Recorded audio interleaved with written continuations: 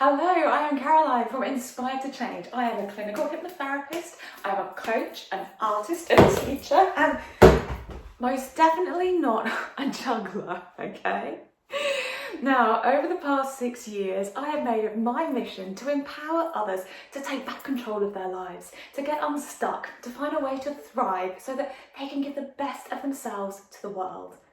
And I do this by educating people about how their brain works and teach them how to get it working better for them. So why the juggling balls?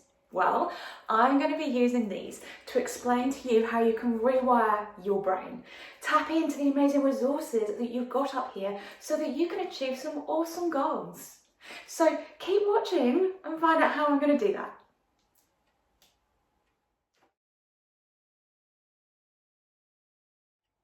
So it's the final week of our lessons. My goodness, it has come around so fast. We have had so much to look at over the last 6 weeks, looking at how we can rewire our brains, how we can harness that power of neuroplasticity. We've been looking at how we can help our brain to refire those connections between neurons to create new and positive changes in our brain. And I've been demonstrating that by learning to juggle as we go. So this week brings us to the final letter of refire. It's another E. Now the earlier E was all about other people, how we engage with others on our journeys to rewire our brain. But this E is all about us. This E stands for ego. Who do we need to be in order to become good at what we are working on? And who will you be when you've achieved your goal? We often distance ourselves from our goals, don't we? I can't wait until I can juggle well, or wait to be great when I'm finally a published author, or whatever goal you're working towards. We talk about it as if it's a place in the future we haven't got to yet, which of course we haven't. But the problem with this is that it limits our brain to using the resources we currently have to be at the place we currently are. So thinking and talking about ourselves in this way just keeps us stuck right where we are, rather than pushing us to that next level. Our brain is designed to act on what we predict will happen next. So if I'm talking about the fact that I'm trying to juggle, my brain accesses the skills and resources available to it that allow it to try to juggle. Now, if I change my language slightly, if I start using a language that matches with me having already achieved my goal, I love that I can juggle. Well, then my brain starts scouting around for another set of skills and resources, ones that match that I can juggle and that I love it, even if it might be a little bit of a stretch out of my current skill level. Here's an example. Imagine the image that I get in my head of me trying to juggle is me managing to throw a few balls, dropping a few balls, them being at different heights and me having to lean out and grab them. The image I get in my head is that one of me trying to juggle. However, the image I get in my head of me loving being able to juggle is very different. Firstly, it's not actually me, not yet. The image I'm seeing in my mind when I talk about loving being able to juggle is the lady on the videos that I learned from. She is juggling with such ease that she's teaching as she juggles. It doesn't matter that that image isn't me, not yet. The image my brain is seeing is of someone juggling with ease. So it's looking for information in my brain that matches that. How can it make this image in my mind reality? What can I do to juggle like that? It's also scouting around more widely for other information that might be relevant to the words I'm using, like loving and enjoying. It knows how to do that in different contexts, so it can now start to add those into my experience of juggling too. The language we use to ourselves when we're chatting away in our mind is really important. It's okay, we can all admit to that here. That internal dialogue is completely normal and it's nothing to worry about. You're not going mad. But how we talk to ourselves impacts what we can or can't do. We hear that voice, those words that limit us or stretch us, that encourage us or hold us back. The thing to remember here is that this is your voice. It's not somebody else in your head feeding you words that you have no control over. And that means that you can control it. Yes! I know it doesn't always feel like that, especially not at 3 o'clock in the morning when you're trying to sleep. But this internal dialogue is created by you, and it can be crafted by you. It just needs a bit of conscious effort, or as I like to call it, training. So try this. Whenever you're thinking about the goal you have set yourself, challenge yourself to say at least one sentence about it, as if you've already achieved it. So for me, I might say that I love being able to juggle to entertain my friends. Every time your thoughts drift to that goal, refine and repeat that sentence. The more you repeat it, the more you start to believe it. The more your brain starts presuming you can already do it. The more it refines your skills in being able to do it. And also think about incorporating who you need to be in order to make this happen. So for me, I need to be dedicated, coordinated, engaged and entranced in what I'm doing. For me, I want juggling not only to become something that entertains others, but something that calms my mind. The lovely repetitive nature of the movement means I can juggle in an almost trance-like state. Now, for me, this bit is particularly interesting, especially with my dyspraxia. Now, before dyspraxia was formally recognised back in the 1970s when I was a little girl, it was termed as clumsy child syndrome.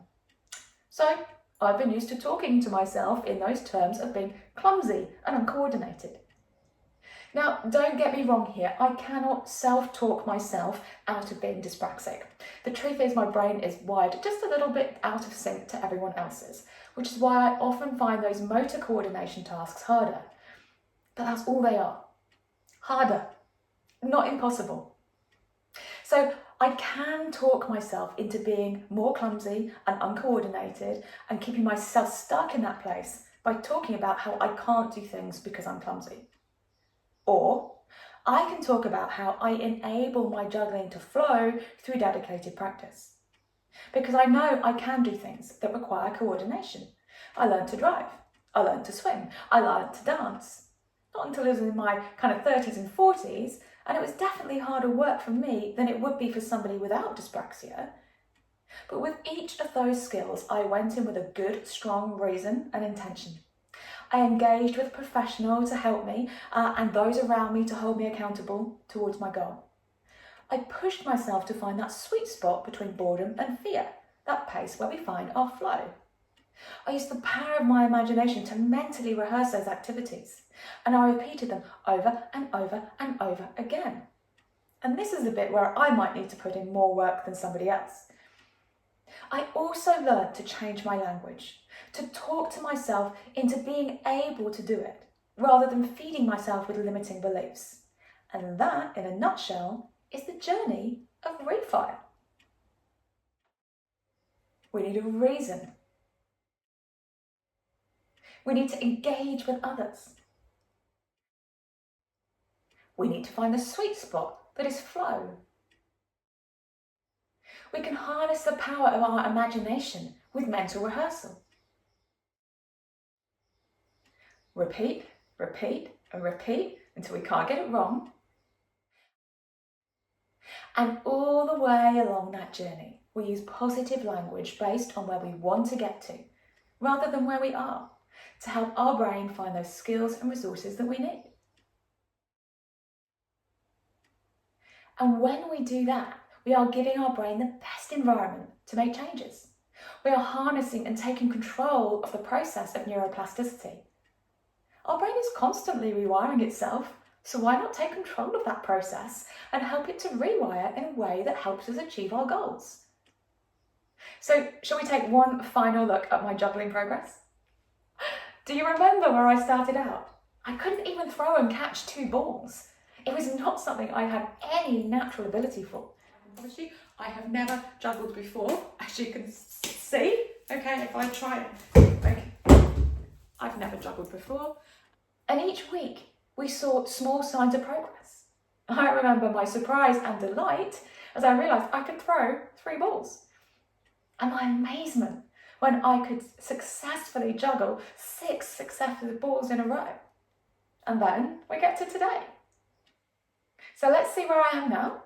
Let's see how my brain has refired those connections to help me achieve my goal of being able to juggle.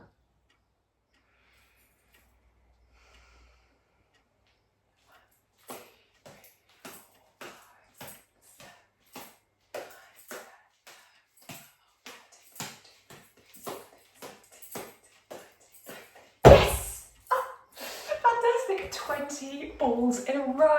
My goodness, who would have thought I'd have been able to do that? Everything right back to that week 1.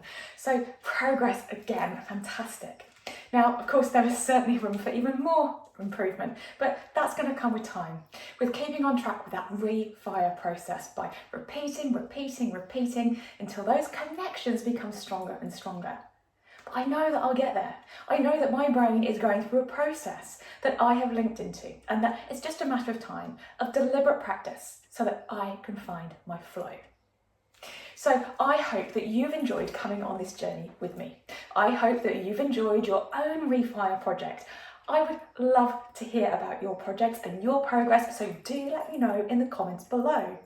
Remember to subscribe. This may be the end of this video series, but there are going to be more coming very soon. So if you'd like to know about those, hit subscribe. And also if you'd like to know about how to work with me one-to-one, just click on the link below. So thanks again for joining me for this video series. I hope you've enjoyed it as much as I have, and I shall look forward to seeing you again soon.